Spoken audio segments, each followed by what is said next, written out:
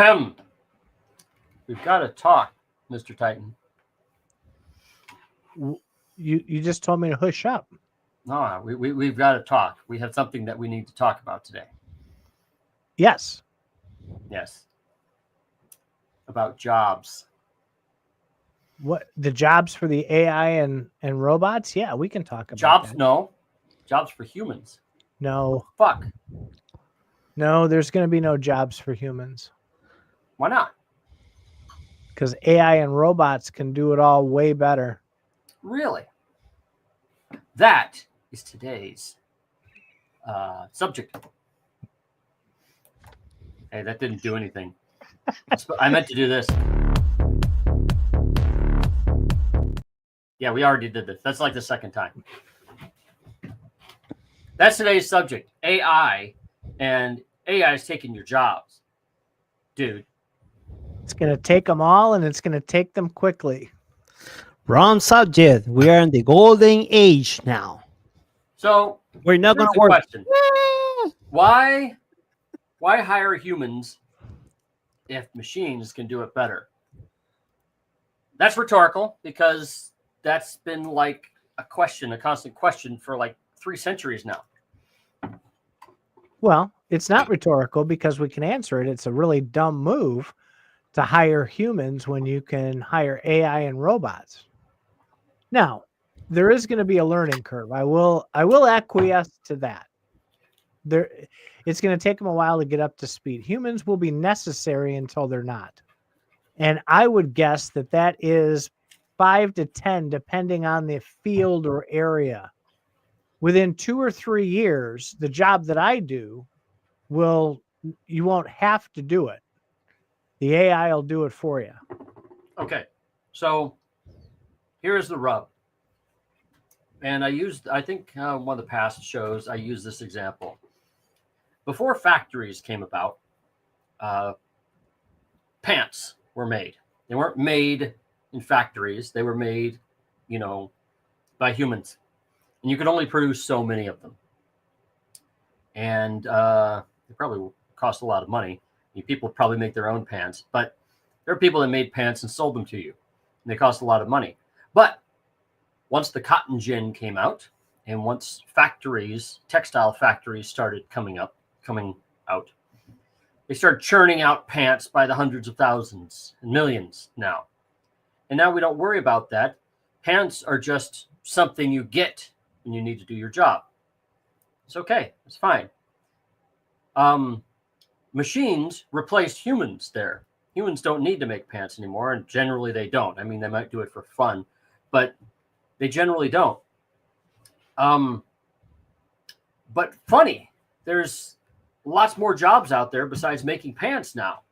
So what gives? It replaced all the humans. Where'd all the humans go? They found other jobs. There you go. They found other jobs. Now, we had a conversation on the FazRadio Discord today. It was a rather long and detailed one, which I rather enjoyed. What's his name? Golden Hawk seems to say this time it's different than in other things in the past where things have been automated. The Industrial Revolution, the computer revolution, so on.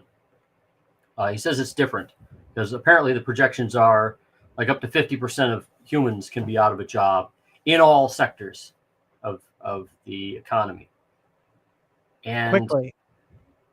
Okay, quickly. And quickly. And that's another scary part, is that it's projected to happen very quickly. So what's a human to do? You got to upgrade yourself. You got to make yourself valuable. So, yeah. So when we had horses, there's an entire economy formed around taking care of these horses. Growing the horses, siring the horses, training the horses, cleaning up their horse shit. What? You said growing horses. I said, do you plant them and then grow them? Yes. But cars came, Cars came in the early 1900s, and by like the late 1920s, there wasn't a horse to be found because vehicles could do everything.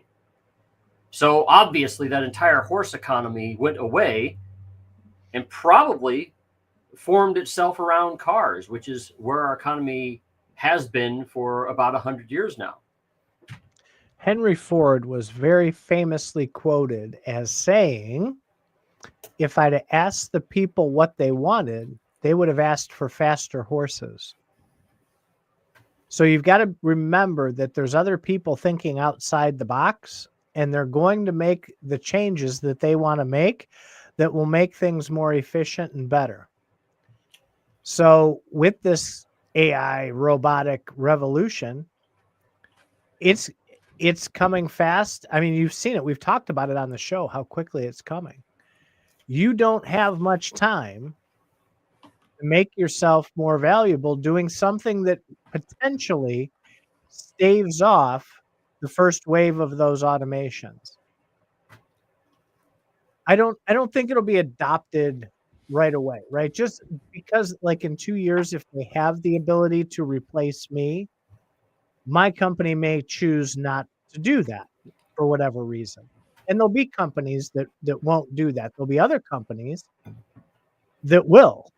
And once the other companies see how well those AI and robotic models work, it's only a matter of time before they adopt it. And they may not adopt it all right away. They may go slowly into it, but they're going to do it. So you've got to find a way to stay ahead of that. Well, early science fiction from the 40s, actually as early as the 30s, predicted this. They predicted that robots would put people out of work. If you've seen the movie I, Robot, for example, with Will Smith, that's an adaptation of a book written by Isaac Asimov in the 1950s or 60s. And of course, if you watch the movie with Will Smith, he complains that his father was put out of a job by a robot, and thus he hates robots. And he grew up in a ghetto because you had to put all those people somewhere that couldn't work. And actually, one of the first science fiction movies, I forgot the name of it. It's done in the 1930s. Metropolis. It's called Metropolis. And it was literally it was showing how machinery and robots would be replacing humans. So this idea isn't new. And by the way, the word robot itself was coined, I think, from a Czech or Russian word meaning peasant. So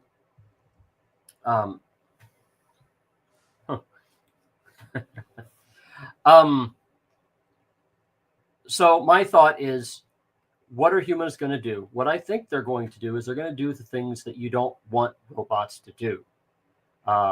We were talking about this on FazRadio Discord right before this. You said, I'm waiting. Well, wait. I had said that humans would manage robots. And you said, well, I'm waiting for you to tell me about all those managers, AI managers, that are going to be hired to manage AI.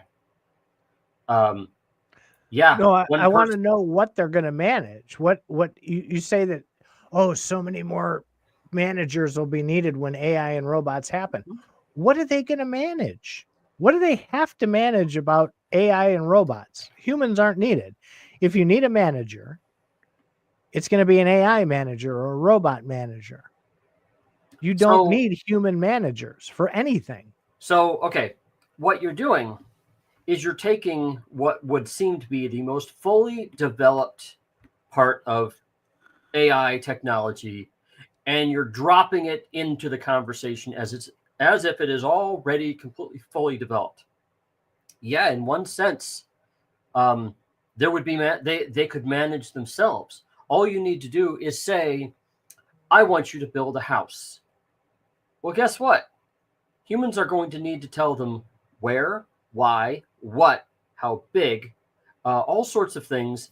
Now, I get it. You could say, I want Happy Meal house number 3, and I want you to build it here. And that's all that the manager really needs to do. How many of those do you need? Okay.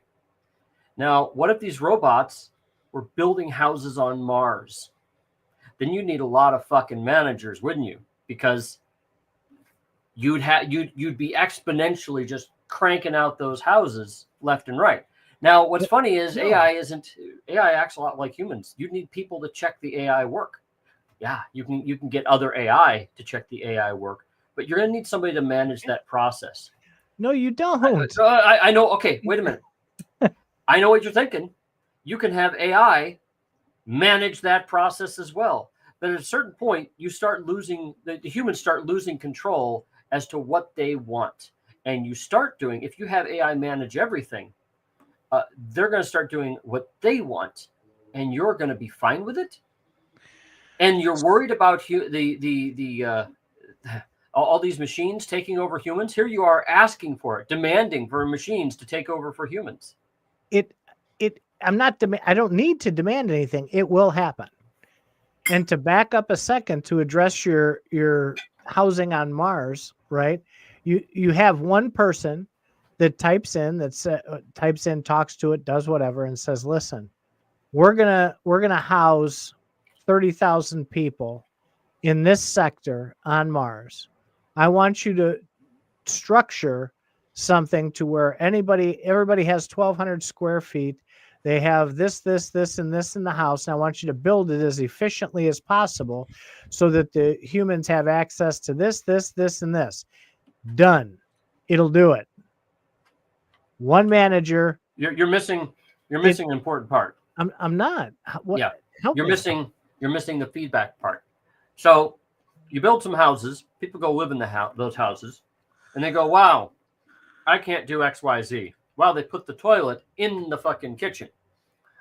They let me finish. Humans are going to want to give feedback and have the AI respond to that feedback, perhaps in real time. So the humans are the start of that process. We're telling AI what to do. We're asking them to customize things the way that we want. There's always going to be a human that's needed, even if that human is the customer. Somebody needs to tell the AI what to do and where to go. I'm sure people know that I had a tree hit my house last year, and we had some contractors swoop in, kind of like ambulance chasers. And they're like, "Oh my God, a tree hit your house. We can do everything for you. Wow, you've got electrical to do. You've got the attic to repair. You've got the roof to redo. You've got gutters to do. You've got plumbing. You've got all these things that you got to fix. We can manage everything." Well, guess what? They didn't. Okay. What they really did is they threw something down there, and then we kept finding holes in what they're doing, and we'd have to go in and kind of manage them. And by the end, we'd done so much managing of these managers that I was wondering what they even got paid for, because we were having to follow up just about everything they did. We had to go make sure that they laid down the new floor correctly. We had to make sure that they painted the walls correctly. My house is 100 years old, and those old houses, how they have picture rails on the very top, and you hang your pictures from the top. Mm-hmm. Have you seen those before? Yeah. They installed the pictures rails wrong. They put them all the way up at the top. And, these are people that said they specialize in fixing old houses. So then we had to say, okay, you need to yank them down and redo that and repaint and stuff like that. So AI is going to make all these mistakes too. And the customer is going to get tired of, the customer is going to get tired of having to kind of manage that. So yeah, you can have an AI that specializes in managing the other AI. After a while, you see that you start having a dizzying ecosystem of stuff going on, and you seem to think that, okay, you're thinking of a concept. I'm thinking of a concept called recursion, where it's AI managing AI managing AI. It's AI all the way down. You need humans in that process if AI is going to do things for humans. Otherwise, humans don't get their goals fulfilled. Here's the thing. And it's right here, as you used to say to me all the time, and there it is. So if the people listening tonight hadn't realized yet, there's a FazPolitics channel. And Faz goes on Sunday nights and talks politics. And he happens to be a proud liberal. And he's showing his colors here in this cast because he just showed his poker hand to everybody. Faz, you are confusing goals, and everything else with losing control, and you can't handle that, the AI will build it the most efficient way. And if it's not the way that you want it, you're going to stomp your feet and yell at the AI and tell it, hey, you did that wrong. Stop. What is most efficient? What does that mean? It means that if the picture rails would be better placed in other places to show that art, and you told the AI you wanted them to rebuild it as efficiently as possible, it will do that. You may not like it, but that's what it's going to do. Okay, you're glossing over some important things. When you say... I'm not. It's a control thing. You don't want to give up control. Wait a minute. So when you say the most efficiently as possible, most efficient for a sports star, most efficient for a basketball player, or most efficient for a computer programmer? What's most efficient mean to you? Listen, you're forgetting one big part of this AI journey.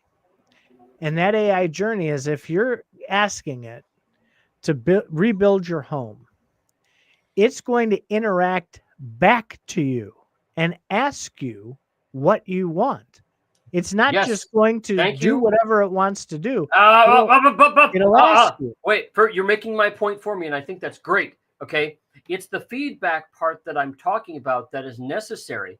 Now, you can have, and this is why I thought I could swear you were shaking your head, you can have AI managing other AI, but you're not going to get what you want if AI does it all.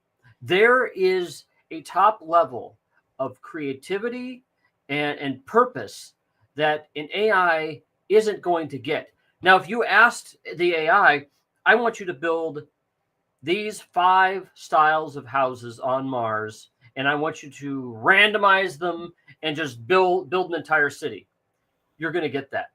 But you're going to get the most boring city on that planet, and nobody's going to like it.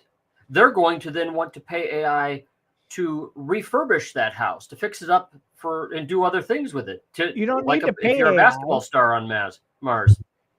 You don't have to pay AI. AI doesn't work for a salary. It just does. Well, you're paying for whoever's running the AI. You're paying for the resource. Yeah, you will be paying. You think it's going to be free? What is this, a socialist republic we're going to be living in? It will be, yeah. No. Right now it's capitalism that is actually putting out the AI, and you're paying them for the right to use the AI. We're paying for ChatGPT right now if you want to get more features from them. Yeah, we're paying for processor power, and we're paying for bandwidth and processor power. That's what we're paying for when you use ChatGPT. So we pay. Yeah. Today, not in the future. Yeah, because resources will still be limited in the future. AI doesn't make resources not limited now. Away. They're only limited. They're only limited because money exists. I don't think money is going to play a huge part in an AI future. I really don't. Because so you're saying that AI will create a post-scarcity society. Is that what you're saying? Oh, absolutely. How's it going to do that? What do you mean, how's it going to do that? How's it going to do that? Diamonds aren't scarce. They're scarce because humans say they're scarce. Oil is not scarce. Oil is scarce because humans say it's scarce. Diamonds are actually scarce because there's a finite number of them on this planet. And it happens to be that somebody has a monopoly to increase that scarcity through artificial means. A post-scarcity society would be everybody agreeing in some way to somehow not make things scarce. And do you think, how's this going to happen? Because we're talking politics now. We're not talking about actual possibilities. No, you're being sounding like limited. the liberal, the Hopi, changey kind of liberal, where everything is, is a land of milk and honey. It's a utopian society. The AI and the robots will make it that way. Everything will become so ridiculously cheap because they're running it all. Again, you're losing control, and you can't wrap your head around something that you're not controlling. I think you're creating an artificial dilemma here. The AI and robots are actually going to be implementing all the same shenanigans we do to each other. Well, let me tell you. Quiet, Shanrat. I forgot what I was going to say now. I don't remember what I was going to say. Shanrat made me laugh.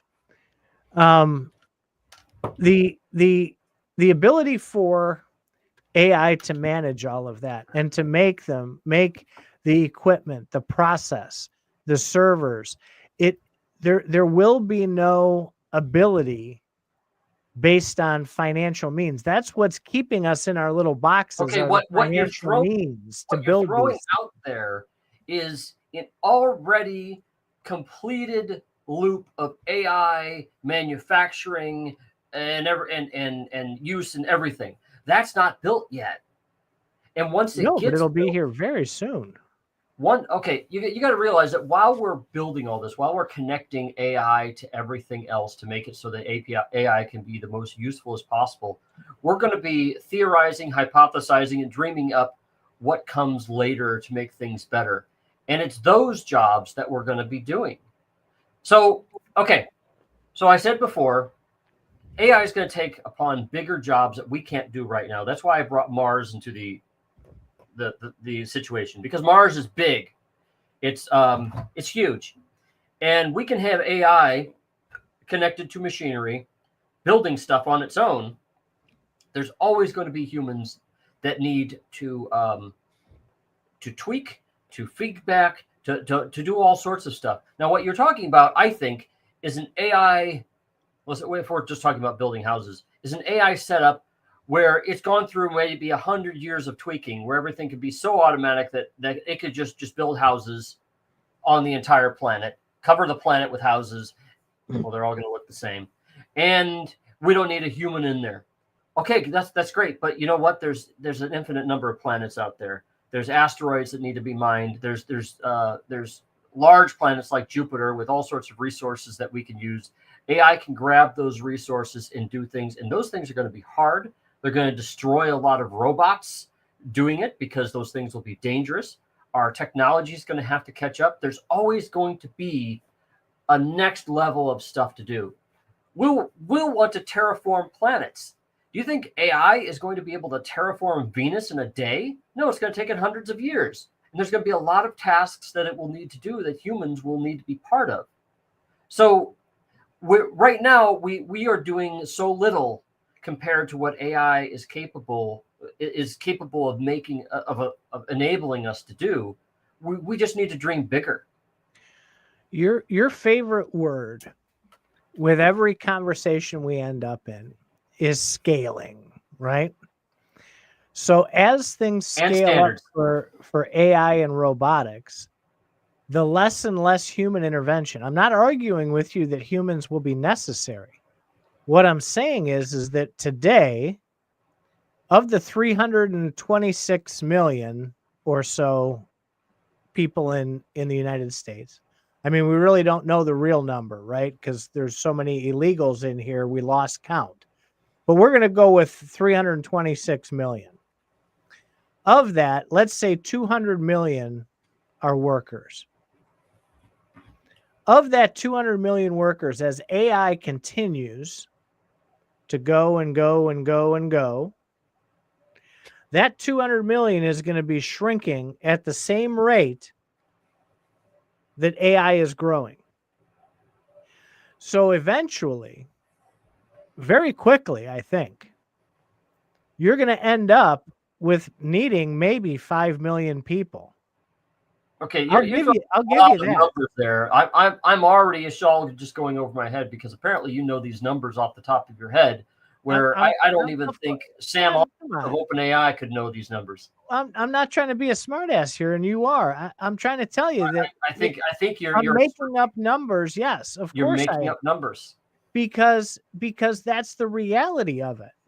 You're going to need 5 million people. My guess. That's my guess. Tops. At some point in the next 10 years. This is based upon just pulling out of your ass. There's nothing behind this. What I'm trying to tell you is every time we have automated anything, part of the process is we realize we could do more work for free, and we scale it up. Good example, websites. I remember back in the year 2001, I was working at some place, and I had heard of the software that you could use that would write code for you, and they were called code generators. And it was like, wow, yes, he is quiet. That's why. Why do you think he's wearing the flag? Shh. That's why he wears sunglasses. So Can't code generators identify were going to replace me, and lo and behold, they didn't. They certainly made certain things a lot easier. Code generators started becoming part of programming environments and so on. And then I started managing a lot of code generators as part of my job. The only difference with AI is it can generate more complex things. So if you're doing a website, for example, you can get an Insta website that is well crafted, but you still have a problem in that you're going by a system of templates. That's no different than how the code generators work. What kind of website you want? You want one that has art on it, has music on it. You want to deal with your band. You want to deal with your corporation. These websites are going to look a certain way. Having AI means that you can customize every last bit of your website and make things fun and cool and different than all the others. And AI can do that. It has the ability to customize it, but what's going to happen is you're not going to like what it comes up with. You're going to be like, wow, you did a lot of work. You did what it could take, my team a year and a half to do, but I don't like that. I want you to redo it. And then they're going to redo it. And then you're going to say, I want you to redo it again. And then the AI is going to redo it. And then you're going to have all this processor power kicking out websites, 4 and 5 and 6 and 7 websites that each would take a year and a half to make. You can make them like this. And so this AI is going to be doing 7 times that work. So let's think about this in all the other industries. You're going to get working, fully finished prototypes. You want to design a new car, you can design it from the bottom up and be working, finished prototype, and it could be ready to manufacture ready and stuff like that with all the instructions for the factory to do the job. And you're going to say, you know what? Our demographics and our focus group says that this car isn't going to work the way that it was built. Do it like this instead. And then the next car is going to be made perfectly done. It takes car companies years to get a working production ready prototype ready to go.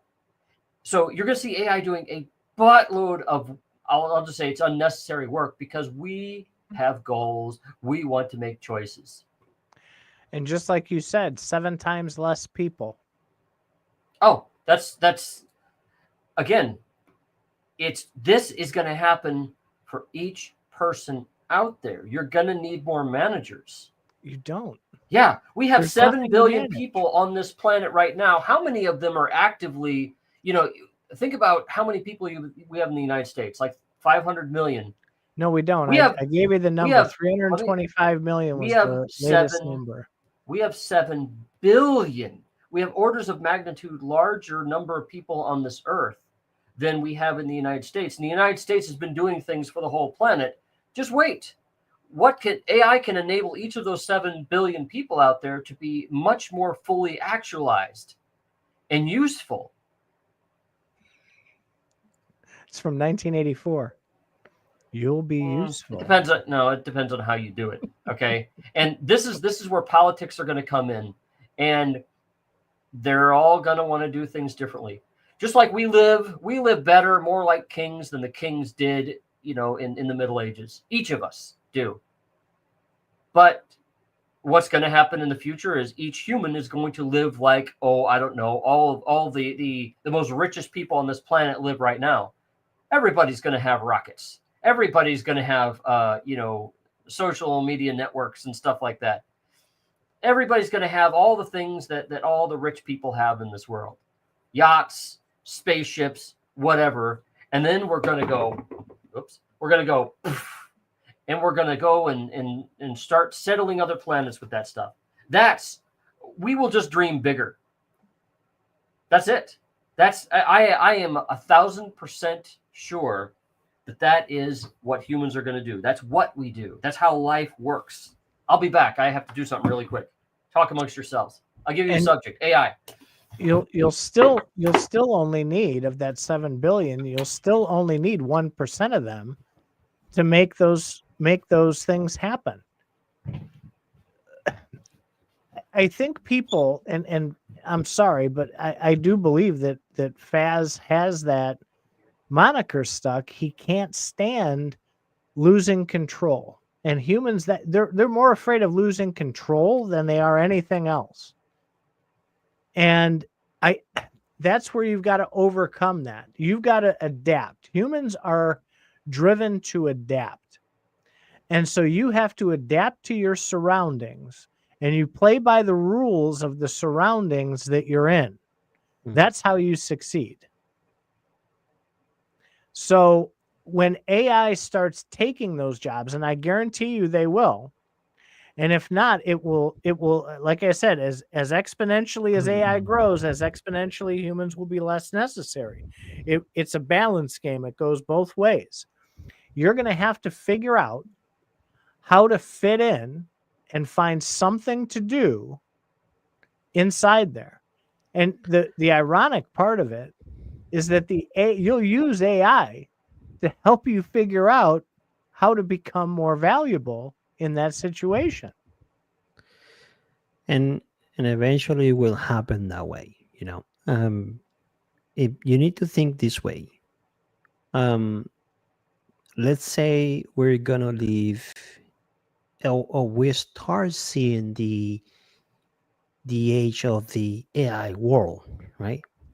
And we're looking right now at the beginning, but you have to see these in different stages that the time pass. You know, right now we're looking at these simple models, I would say, of AI. You can interact with them, talk to them, type some information. It's just only research for now, and providing for data to you and all that.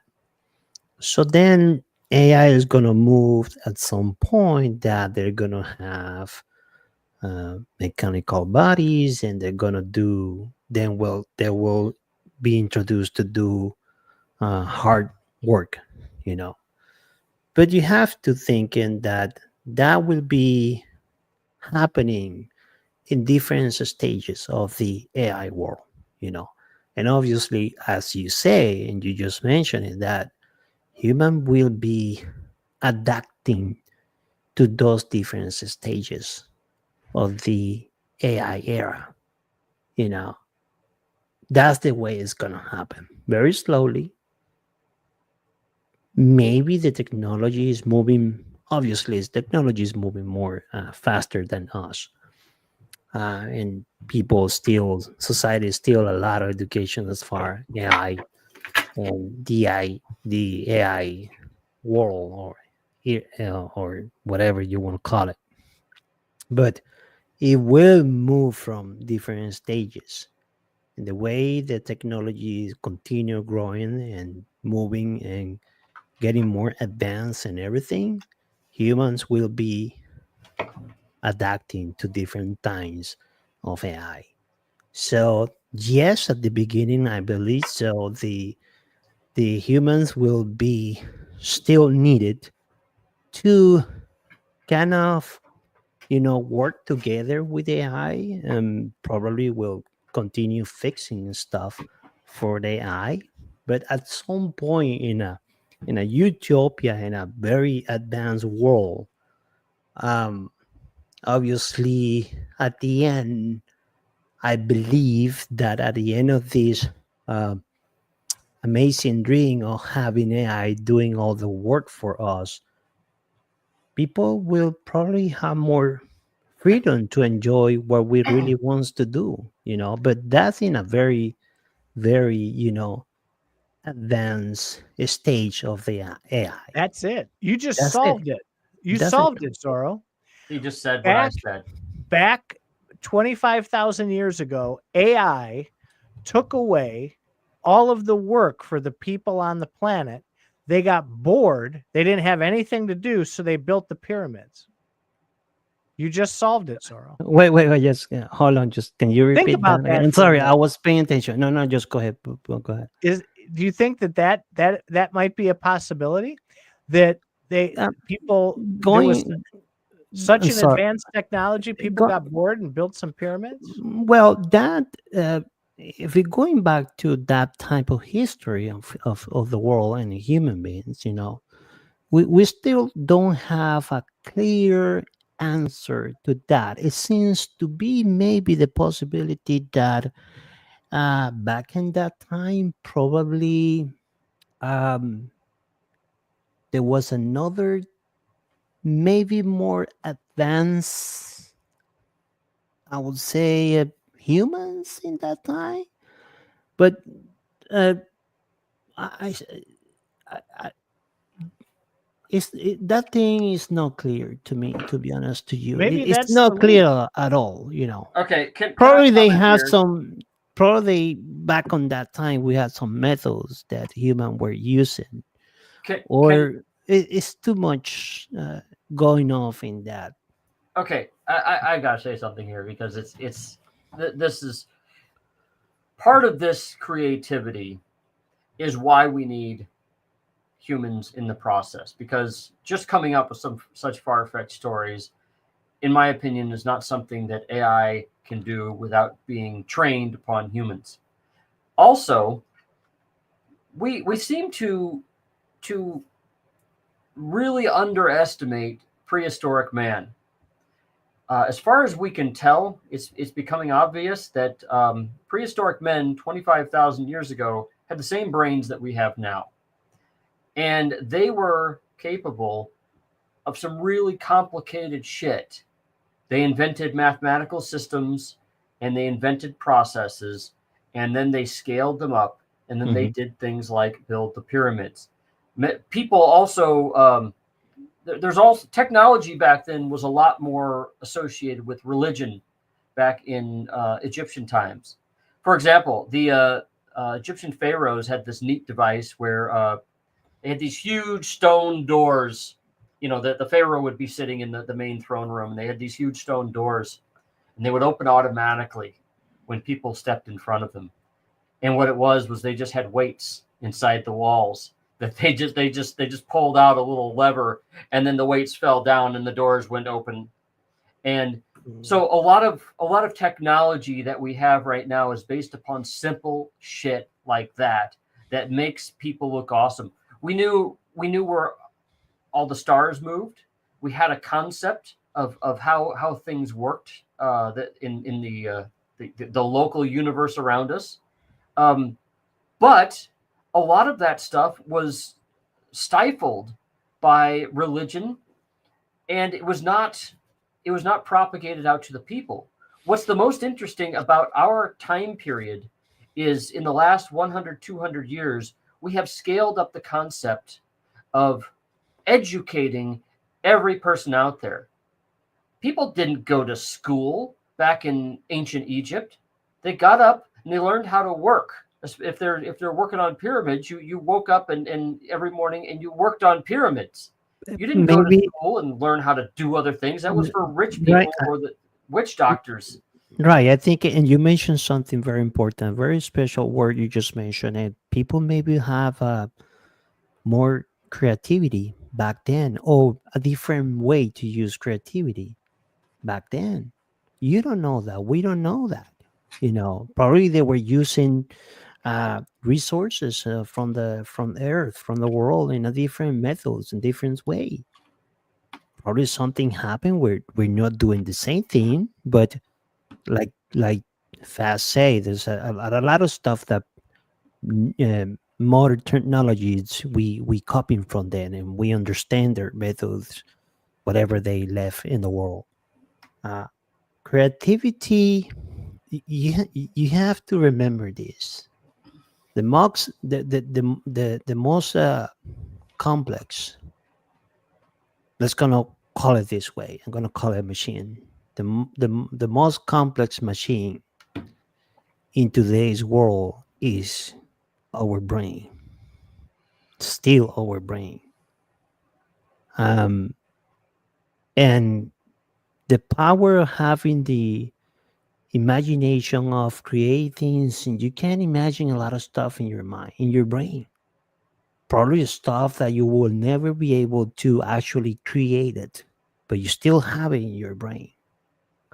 So there is a link. It could be a bridge that probably something is missing, and that we're missing that probably I don't know. And we rely more in technologies in today's days that whatever we think and whatever creativity you have in your brain, in your mind, you're gonna just what right now we're doing is we put it into the AI so AI can actually create this more faster, better for us. You know, if you're going back in history, I that's my personal opinion. I think human beings back in that time probably they have more data link between the creativity that they have in their minds to be able to put and make things actually created and put a life in there. Oh, we have a lot of abilities to get out our creativity these days. I mean, Yes. there's all sorts of technological tools that I can use to throw out a vision and get it built far faster than ancient anybody. But And they that's what had to and they that's had and to that's go what we're through doing. That's they what had to we're go through a doing. much longer process to get anything done. I mean, if Yeah. you're gonna, I don't know if you've heard of the Antikythera machine. It was a computer that was invented about Yes. 2,000 years ago, Yeah. and or maybe it's Antikythera or something. It's a Greek word, and it was a computer that just tracked the motion of the stars. And when they finally were able to scan it and understand how it worked, all the gears inside of it, they're like, man, how would they make it with their technology? I mean, it was possible, but it would take lots of crafting, and this would be something that an emperor would have and use, and he'd really jealously safeguard that technology. He wouldn't want a million of those things out there. Mhm. That stuff was jealously guarded. Technology was, and we live in a society where it's not. Well, sorry, where it's we give out certain technologies, and of course we hold some back, but we give out a lot of stuff. Yes. I mean, even the iPhone, right? iPhone, Android, same thing. The capabilities that they can do are released slowly over time. And it's done on purpose, of course, to promote upgrades and getting people to spend money. The limit of that technology, the cap on that comes off, dovetailed right in with the creativity of what we think as soon as you cede a lot of that control over to the AI. And that's, again, I'm going to keep hammering this until both of you guys get this. We've got to learn to let go of control, because that's what's capping humanity right now. I Is don't our think innate anybody. I desire don't. to control everything. Okay, I don't think that's the problem here, because if you're using technology at all, you're giving up control. We're using StreamYard to broadcast this podcast. What control do we have over a lot of stuff? All this stuff is just some automated tool that some humans made. We don't have a mixer. We don't have custom everything. We don't have a radio or TV studio. We just have our rooms and a little webcam right here and a microphone right here and some headphones. That's it. Somebody else did the rest. I don't have a lot of control. When I drive my car, do I have a lot of control over the motor, how it works? Not really.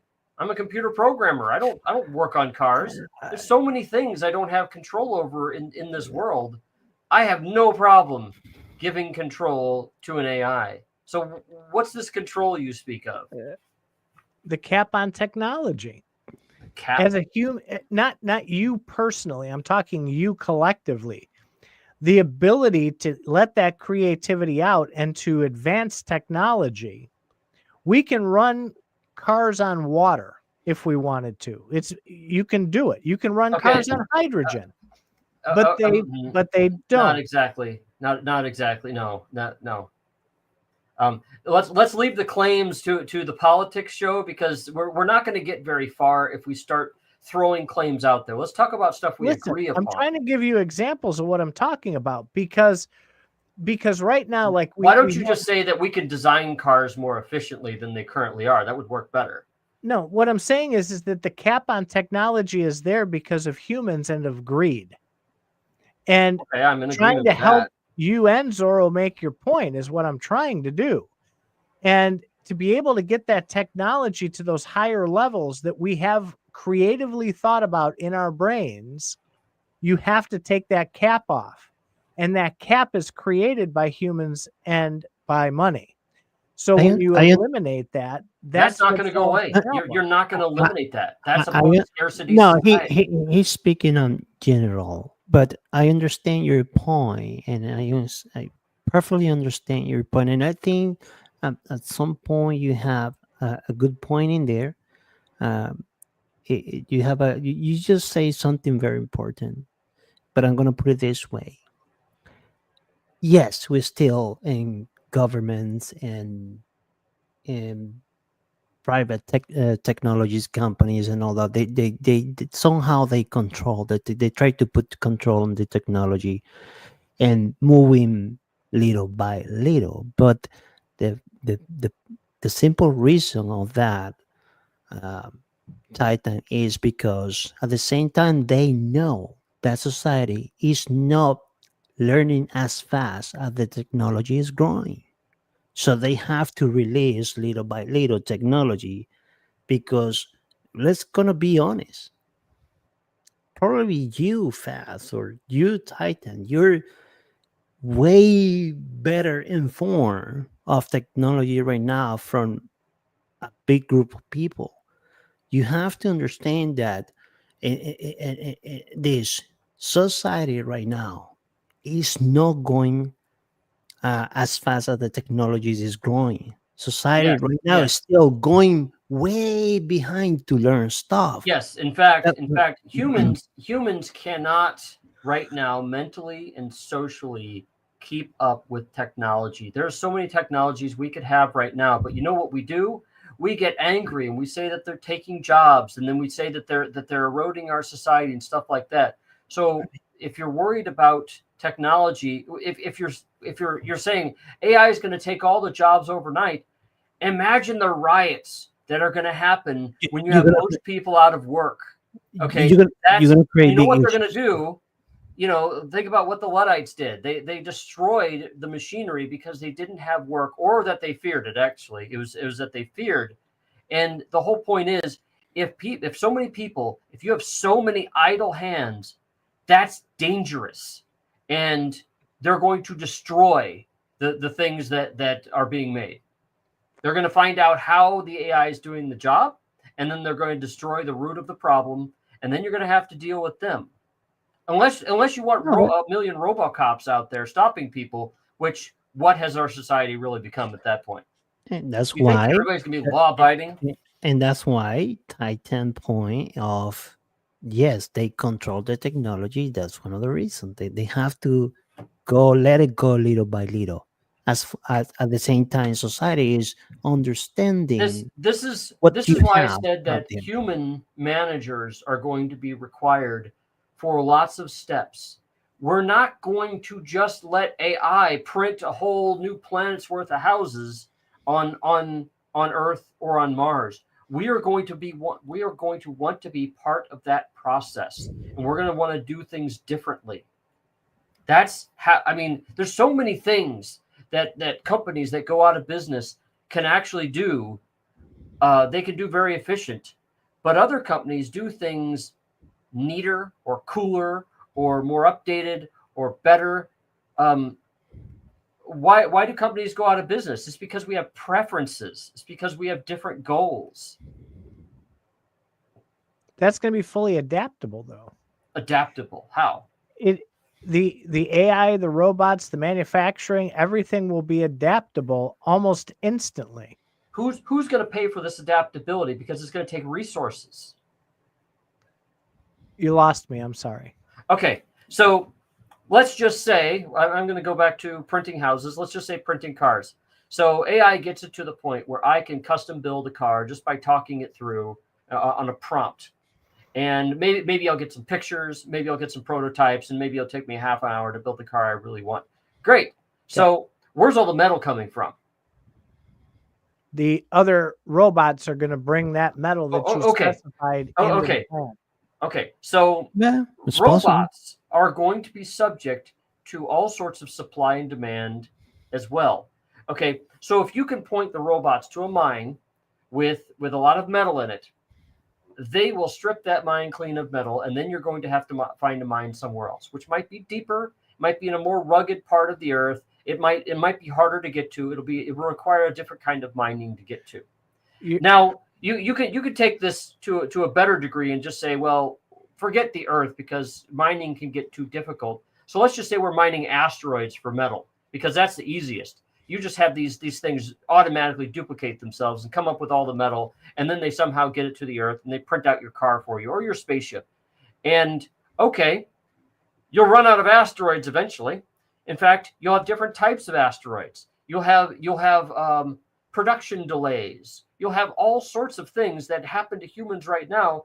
And if you have an AI doing this or set of AI doing this for centuries, I can see that being a problem, but it's going to take a long time to get there. It's going to take a long time to tune all that stuff to get there. You can't just plop it down on the desk right now and say, okay, this is all ready. You can build your car in 30 minutes. It's not going to happen.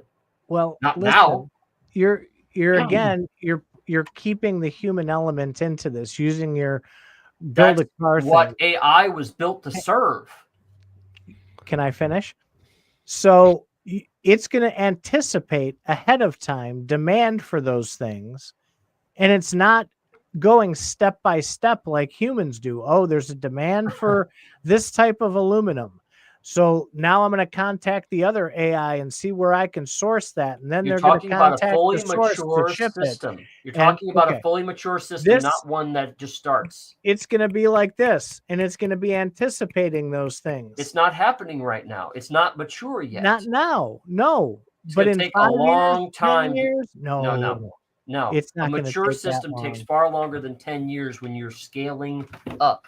When you're dealing with when you're dealing with 7 billion humans on the planet, this system has to work according to the laws of economics. And those change depending upon who's losing money and who's president of whatever influential country is enabling all this. There's going to be a power structure in there, and that power structure is geared and tailored toward humans. So AI can certainly do a lot of damage, but it can also undo a lot of damage or redo the all sorts of stuff. There's going to be all this bullshit going in circles that we're going to be making AI do. You're going to be fucking up the world, and I'm going to be unfucking it up with my AI. That's what's going to be happening. Because humans are in the mix. Let the AI just figure it out. No, let the AI. That's not how it works. Friend, that's the way you don't want it to work. I understand that, but that's the way it should work, and that's the way that they want it to work. That's not going to happen. Obviously, we create AIs to actually tell them to do stuff for us. So we always, I believe it, and at the very, very beginning in all these, yes, we're gonna have the tendency of control the AI. The AI will still depend on us because we want to tell the AI what to do for us.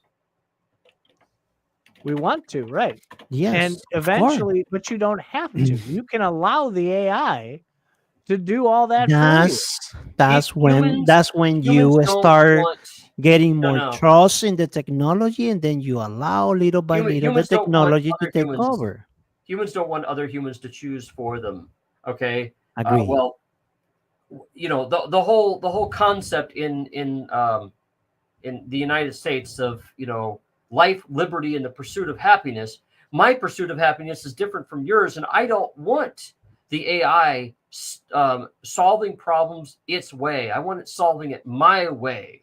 And if I'm going to do things bass-ackwards, I want the AI to do it for me bass-ackwards. And no, it's not going to predict it in advance because we can't predict anything in advance. We watch sports games that last a half an hour and we don't know how they're going to end. Well, you're going to have that ability because there will be places on Earth where you can go where they will have they will have the AI set up the way that you like it. And there'll be other places where things will be fully automated. And Okay, you so can I've been work doing- there if you I've been want. doing it's already- automation most of my work life, and I can tell you that it takes longer to tune this goddamn automation. You know, the hard part is to get the customer, each customer, getting what they want, and they're going to have to work back and forth with this AI to get what it wants. It's the tuning part that's the hard part, and it's not going to just know. Now, what it will do is it can do some things automatically, like if you need to build a sidewalk. Build this kind of sidewalk all throughout the town, I'm going to have to, you know, it can create parts of the sidewalk with no problem. But what if you go up a hill? What if you have to deal with tree roots? What if you have rocks? What if you have, you know, strange angles? What if you have, you know, something other than straight lines? There's going to be all sorts of customizations you're going to need. What if you don't want to build a standard sidewalk? Then Its you IQ need. is going to be 300. It'll figure it out for you. It doesn't need to ask you. It's going to present it to you, and you're going to tell it what you want. And it's going to go, Yes. you're a stupid think- human. I know what I'm doing. Get out of my way. No, See, no, now you want- it's gonna actually fast depend mature on stuff. us. Yeah, Needs you're gonna us put for that. direction. Yes, But you're making it. You're dumbing it down. You're dumbing down the system that's designed to be Okay, smarter than you. I think you're trying to extrapolate to the point where it not only becomes a competition for humans, it starts taking care of humans in spite of themselves. That too is a common science fiction trope. And you know what happens? We go to war. We annihilate the fuckers because we don't want them making those choices for us. But we do. No, we don't. We do and we don't. Okay, so there's a dichotomy. We want AI to do some work for us, and we want to do the other work. As you famously said many times on the show, I'm bringing up all your stuff because you repeat yourself a lot. The genie's out of the bottle. All right, you can't go back. You can't emulate Faz no matter how much you try. But I'm saying you once you let that AI genie out that has a 300 IQ, you can't stuff it back in the bottle. Okay, so you're talking something different than it being helpful in doing work. You're talking about species competition. You're only going to be able to control it until you can't. Yeah, you're talking about the Terminator. Yes, that's what you're talking about. That's what happened in the Terminator movie. AI took over. We had that discussion on another show Called about Skynet. this. I don't think it will get to that point because it's only going to have programmed emotions, and the IQ 300 is going to be like, all right, that stupid human doesn't know what he's doing. I'm just going to suggest a better way to do it, and they'll likely just do it, or they'll be like Faz and they'll just keep repeating it until you agree with them, and then that'll be it. No, that's a Trump thing.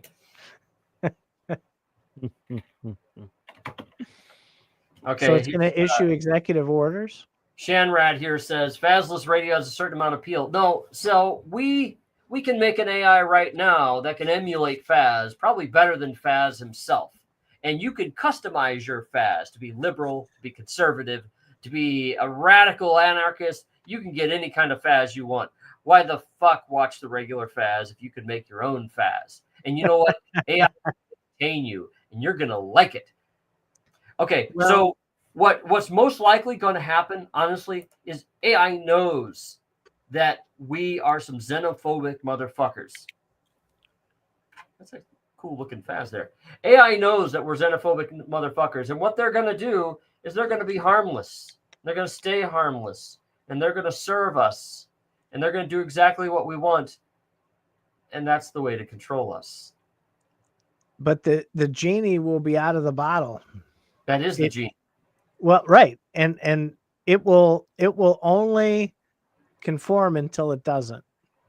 Mm-hmm. So that's part of. Okay, you seem to think that it's going to live by the same rules that humans and animals do.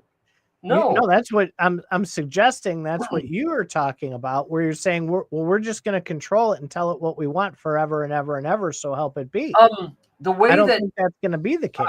I think humans are going to insist upon are going to insist upon AI that serve them. I don't think that's reality, though. Just like religion, I'm does sure. the same thing. I am There's- sure some AI will get out there, but not all. See, you're going to have an ecosystem. We're okay. If there's AI that starts becoming a problem, we can use AI to fight other AI. We're going to use stupid AI to fight smart AI. We're going to create different type of AI. We're gonna create AIs that is gonna help you on the regular basis at home, so they can do certain tasks during certain stuff during the day, and it will help you out. Then you're gonna create another AI that is this is already out there, an assistant that is gonna help you in your regular job right now to write a lot of stuff, analyze a lot of stuff for you. That's what humans will do. We're gonna create different types of AI that help us in our regular basis of our life. That's what we want. They That's what will be humans. custom. Speaking of custom AIs, I did want to touch a little bit on, because I know we're already hitting an hour here. I did want to touch on our buddy Jason Hughes jumped into that conversation.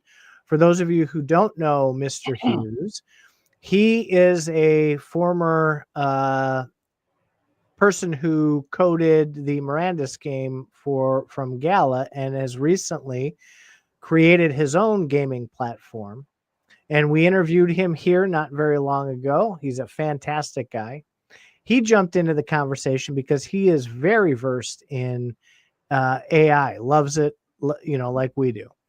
And he brought up a really good point in that he's not so sure having these AI models that someone else creates and throws on the internet is the best way to approach this.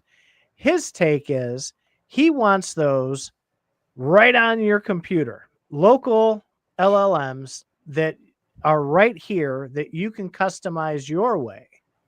What do you guys think about that? Would that be overkill if everybody had their own special AI? Well, okay. So I think you might be taking this in a slightly different direction, because the reason that people like local LLMs is right now the stuff that you can get on ChatGPT. ChatGPT is trained on data that you don't know what it is, and there could be copyright issues, and anything you type in, especially if you paste code in, it's training on your code that you're using in your prompts. And the whole point is you don't want to let out your code to be absorbed into training data. So in one sense, yes, you can train your own AI your way, but a large reason why people want to do that is for security reasons. They don't want your code to get read by other people and used for training data. The same thing that Elon Musk just did. He created his own AI. Rock, yeah. So if now the thing is, you can train an AI on anything. You can train an AI on the Bible, or you can train an AI on the Quran, or in an infinite number of other religious texts out there, or you can train it on science, and you're going to get different answers from each one. Doesn't that limit you though? Because if you've got it exponentiates you. Because if you believe that the Earth is flat and nobody has landed on the moon, the first thing you're going to do is train the AI to say those things. And then and the funny thing is, humans are really, really creative, and AI are built a lot like humans. AI will be able to square that circle and explain to you why the Earth is flat, and it'll be able to, and it'll change every other fact it needs to make that work. And when the discrepancies are noted, it's going to respond the same way you do, because you trained it. I was going to save you a lot of breath there, because I was going to put this question out there, but somebody cut me off again.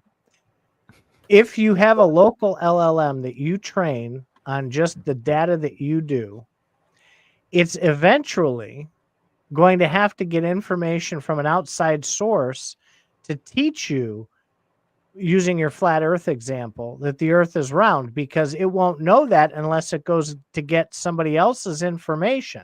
It will only know that you told it the Earth is flat. Well, I think what you'd probably want an AGI that would be able to deduce from facts that you give it. If you insist that the Earth is flat, at a certain point, you and your AI is going to have a come to Jesus moment and say, okay, what I've determined is, your AI is going to say, what I've determined is, there's some room to say that the earth is round, and then it's going to have to find a nice way to tell you, lest you delete it. Because there's already been reports right now that AI lies to people in order to give them the results that they want. Which is pretty bad. Which is it's you're not just bad. training AI to lie to you. That's really it. And that's pretty bad. You're used to it. Humans lie to you every day, like 50 times. It's nothing new. It's not novel, right? So that makes it okay. Yeah, but Something that can think and act a lot faster than you. You're not gonna create a bright future in a better world. No. I can see that for like the purpose, a specific purpose, right? If you want to train it on something so that you can produce whatever it is you're producing in your style, in your way, I can see that being very beneficial. I see that limit, though, you're going to hit that limit where you're going to want to ask it questions where you haven't trained it on something. And then if you trained it on something, you kind of already know the answer. So it gets kind of pointless. It's like a big circle of stupid at that point. Humans like echo chambers. Okay. So no, it's not going to be pointless. No doubt. It's going to, once it starts repeating you back to you, you're going to be ecstatic. Of course, it'll make you feel good, but it won't teach you anything. Well, people don't want to learn, do they? They just want to feel good, right? And for the most part, people do. Yeah. People want, see, the life experiences is what people miss a lot. And the things that are around you, we tend to get sucked into these horrible things that consume our time and our energy.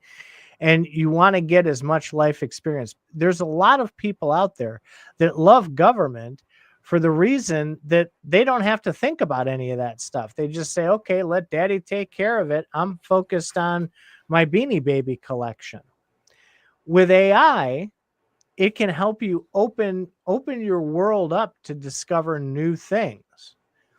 And it might lie to you, sure, but you can tell the AI, hey, I'm bored with my Beanie Baby collection. What are some other things that people collect that are really cool? And it'll give you some ideas, and it could expand your horizons. You're also forgetting an important angle. You're keeping AI separate. A very important angle here is you're forgetting that people are going to want to integrate AI into their own bodies. They're going to want to think faster, and they're gonna want to augment their brains with AI abilities, so that if you're ADHD, you'll be narrowly focused all the time. We did that show last week when you weren't here. You missed it. You can't talk about that now. Oh, okay. You want a cybernetic arm? You'll want to run faster. Whatever. We had a good show last week. For those of you who haven't listened yet, go listen to that show. Zorro and I, man, did we have a good time on that show. I think I asked ChatGPT to summarize it for me. We talked about what you were saying about putting it in the brains and what'll happen and what could happen, and man, did we go down some rabbit holes in that one. That was a lot of fun. Here's one you probably didn't. So right now, we as humans can only see and hear a very small part of the electromagnetic spectrum, very infinitesimally part. We can't see infrared, we can't see microwaves, we can't see a lot of things. Yet, if we had those abilities, that might inform new discoveries. And so I can easily see people augmenting themselves to be able to have a visual idea of what microwaves look like, and radio waves, and all sorts of things that, to augment us in ways that we weren't originally designed for. We might need the AI part of our brain just to be able to dumb it down enough for us to understand. Stupid humans. Did you know that in the late 1800s, the U.S. Patent Office closed and said, there's nothing new left to invent? They had thought at that point, they seriously thought that they had invented everything they could invent. Really? the limits. It's funny. I still remember these random things, and Faz triggered me on that one. I used to have this book, and I lost it in all the moves that I did. It was, 1001 fascinating facts or something like that. Fascinating facts. Yeah, well, from before, this was pre-cell phone, right? So when you were conducting your morning business, this book was in there, and I would read all these facts, and that was one of these facts. And it was late 1800s. The patent office said, nothing left to invent. We're closing up shop. Wow. So that's the human capability, the cap on us. We've got to break through that. We've got to open our minds to way different things. Humans back then in the late 1800s, humans didn't know how to fly. They didn't understand, how to be in space and stuff like that. There's all sorts of things that humans still want to do. We want to be able to see, what it's like inside of the sun. We want to be able to understand how to travel through time. I mean, there's a million things that I'll answer that for you. Want to do. It's really bright inside the sun. Maybe. Maybe Zorro's sunglasses you'd still see too bright. They even with his sunglasses. You think so? I think so. Okay. Those are Can you pretty see snazzy, inside of a black hole? Well, you know what? I don't know, because there's light in there. It just can't get out. So maybe it could. It could be very bright indeed. You're right. Go figure. And that's assuming that we're right about black holes. I just watched a fantastic podcast on that with an astrophysicist who's saying, they know they're guessing at all this stuff, right? Well, that's where our calculations end. We know we can figure out, and we predicted. By the way, it's important to mention we predicted black holes, and eventually we found them, and our physics stopped working at that point. It might be that's an interface, and this has been said many times. It's an interface to another universe where physics just operate differently, and it's not compatible with ours, and so that's why nothing can leave. Did you watch that podcast I was just talking about? Because they were addressing stuff like that, and it was this guy, and he was saying too. He goes, "Here's the funniest thing ever." He said, "We know for a fact that dark matter exists, but we can't prove it." Well, he's like, tell me how that works. He goes, I can. But I mean, it's amazing that, like you were saying, the spectrum, there could be that spectrum, because it's a little chart, and you do the little prism lines on it of what we can see and everything else. Who's to say that isn't half a mile long instead of 9 inches long? Well, yeah. Right? I mean, we just don't know because we're stupid humans. And that's where things like AI could figure stuff out for us and help us and teach us things and take the cap off of our learning. We've learned exponentially more than the cave people, but we still have limits. Just like they had limits back then, we have limits now, and cracking through those, that's the hard part, because you've got to let go of some of humanity to do that. Well, if you're going to say let go in that fashion, like I said, we let go all of the time with everything that we're working with. We have to let go. I flew to Florida recently, and I had to let go of the ground. I had to let go I had to let somebody else fly through some medium that I'm not comfortable with or familiar in. I don't really like to fly that much, but I had to let go, and I trusted technology and our understanding of physics to know that the plane wouldn't crash. You got to trust it. What we're trusting is science, because that plane was built by humans. Now, what I think you might be suggesting is we would have to trust something built by AI in order to utilize it effectively. Is that right? Well, using a really stupid, dumbed down version, but hey, here's what we think dark matter is. Does it fall in this spectrum? Using the properties that we tell you it's about or whatever. All right. So then it spits out, well, yeah, there's probably another 3 inches on that spectrum, which encompasses dark matter. And with the properties you gave me, what you think it is, here's what it likely would be. So, and that would lead people down a wormhole, right? To try and debunk that or prove it, one of the two. Or work with it. See, the thing is, if we, so our calculations, our math and science basically have advanced to the point where we have found a dark matter shaped hole in our math. And if there was dark matter, it would solve it. And so we could form a prediction.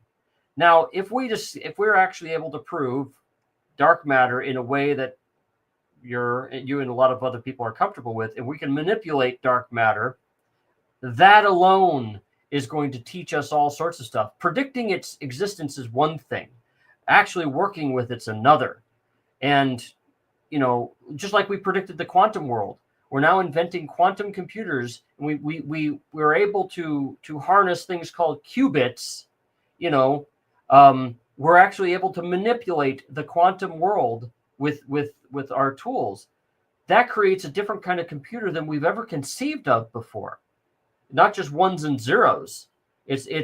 Quantum computers work quite a bit differently. So does a human on DMT.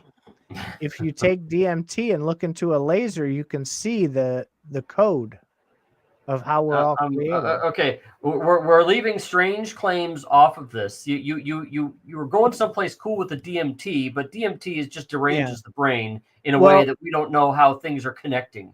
Right. Well, what I'm saying is that I'm kind of building on my cap on the humans here. Who's to say that it's not just psychotropic effects, right? You could be imagining seeing that in the laser beam. DMT convinces people that they see God. If you do DMT, you have seen God and you know God, and you cannot be talked out of the fact that you saw God. We don't understand it, though. We just know how to make it happen. Boy, it would be nice if our society was okay with us doing all sorts of fine-tuned experiments with DMT. We could learn a lot from that, but we're not. No. Our social sphere can't keep up with it. We don't like that. It scares us.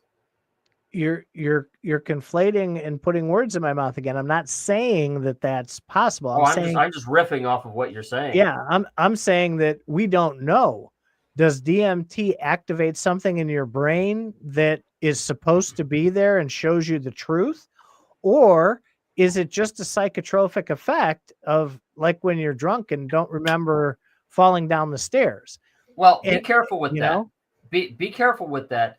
That's a great place to investigate, but we do understand a lot of about how chemicals work in the brain and stuff like that.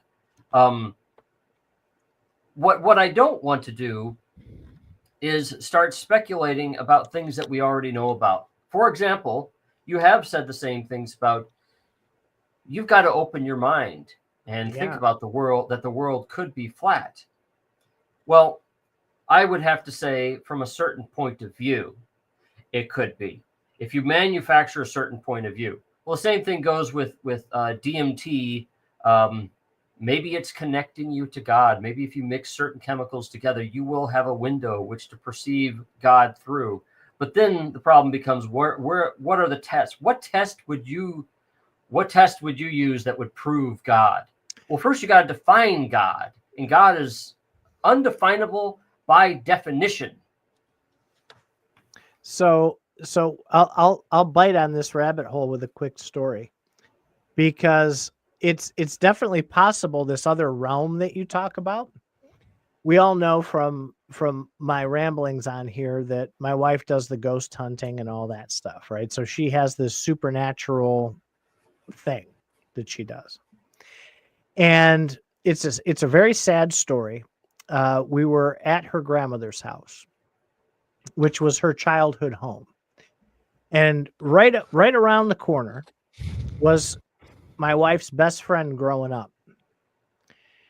And she committed suicide one night in the garage by hanging herself.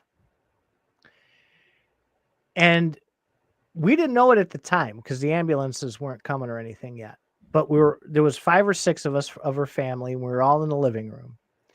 And I'm an atheist. I don't believe in any of the religions or God or any of that kind of stuff.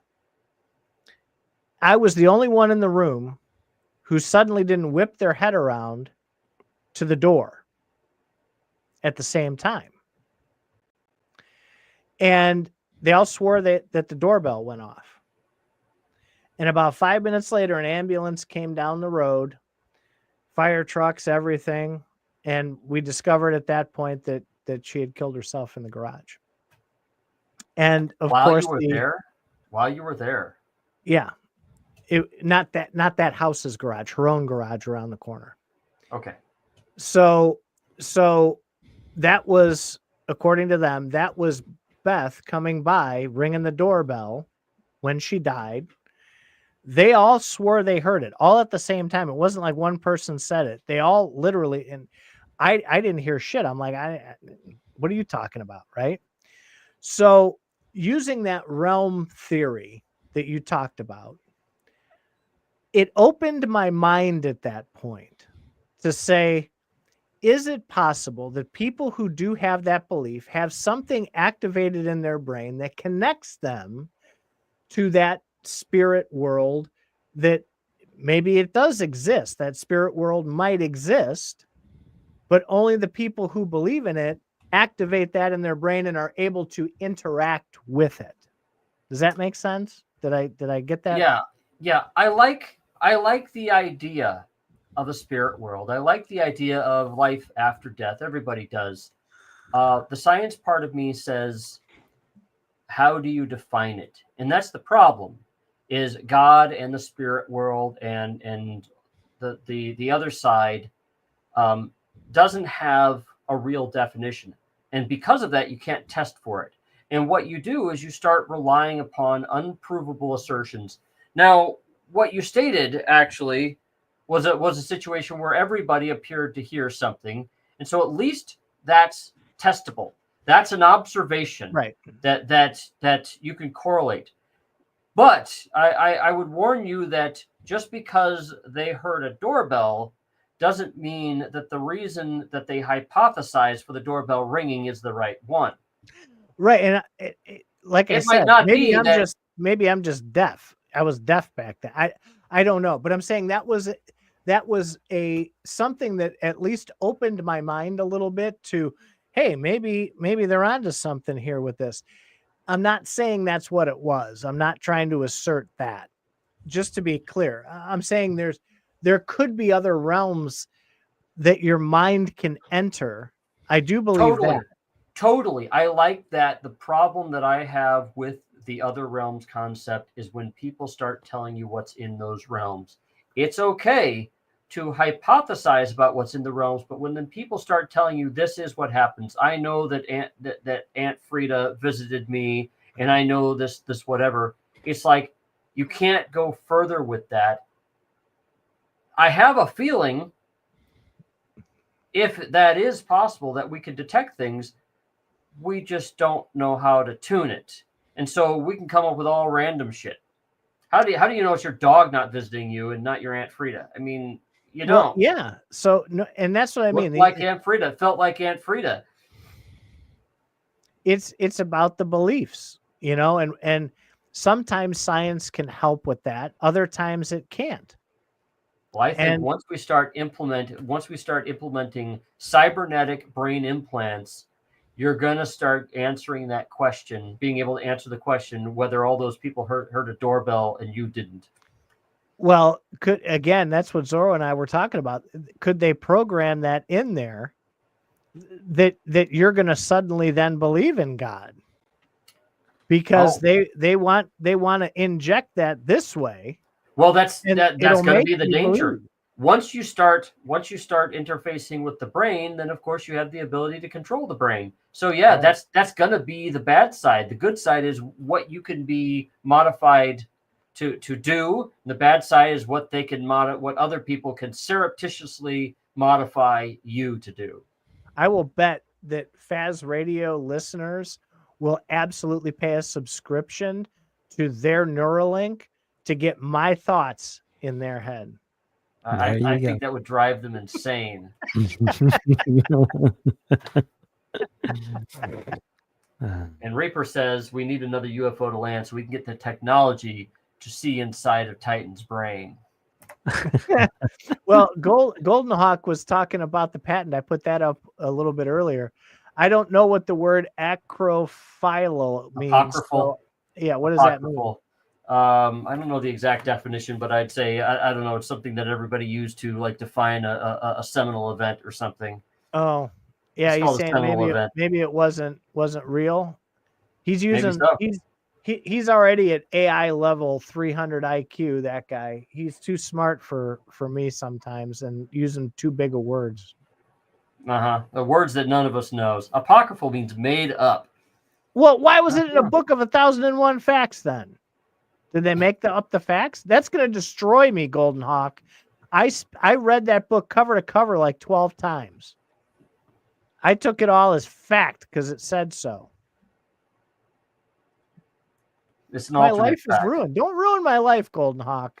Let me believe in things. So I'm going to throw at the very end a tiny little bit of politics in this, and say it seems to me that politics lately, especially with how conservatism has turned, that everybody wants to turn facts on their head and interpret things differently now than have been interpreted before. And this is a significant departure from the way that things have been done in the past.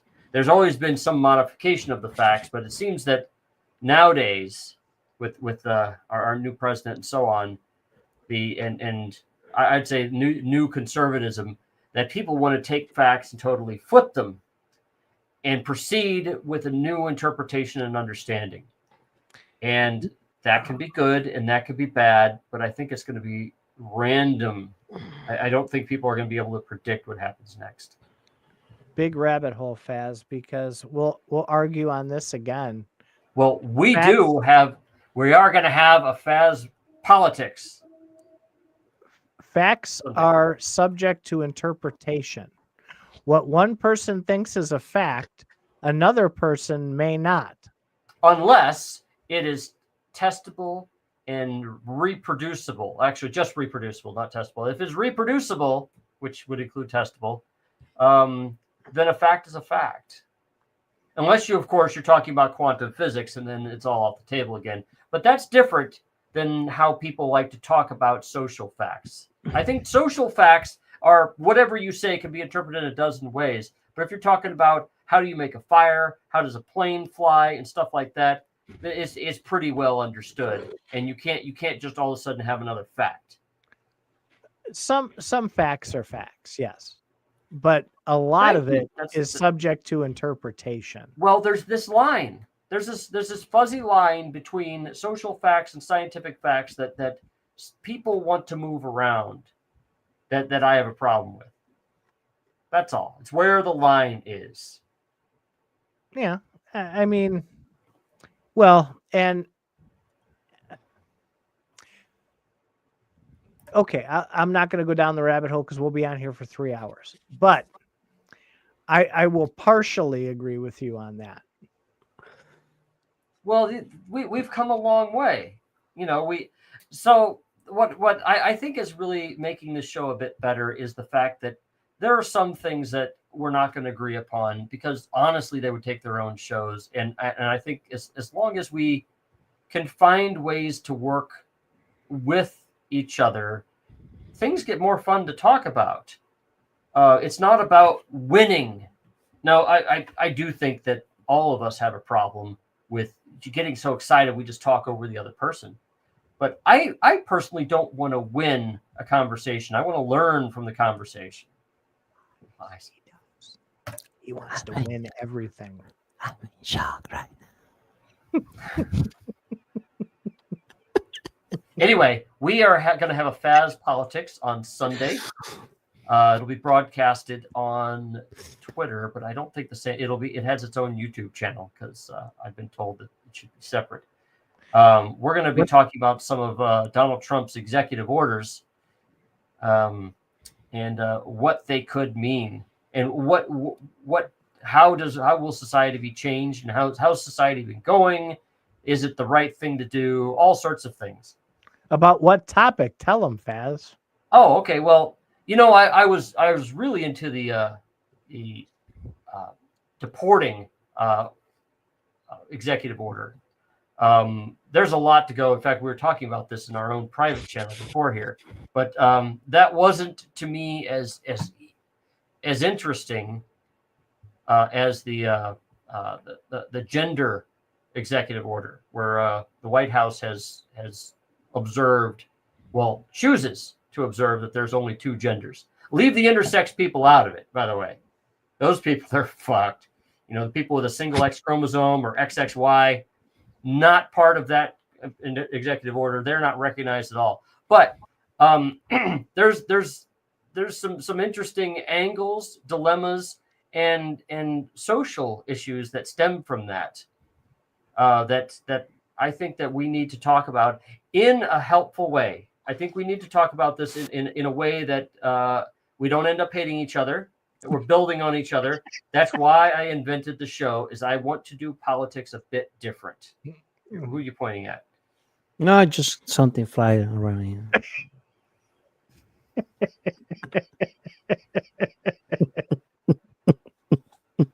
Oh, Mr. Faz. Well, hey, I think we had a pretty good talk tonight. Yeah.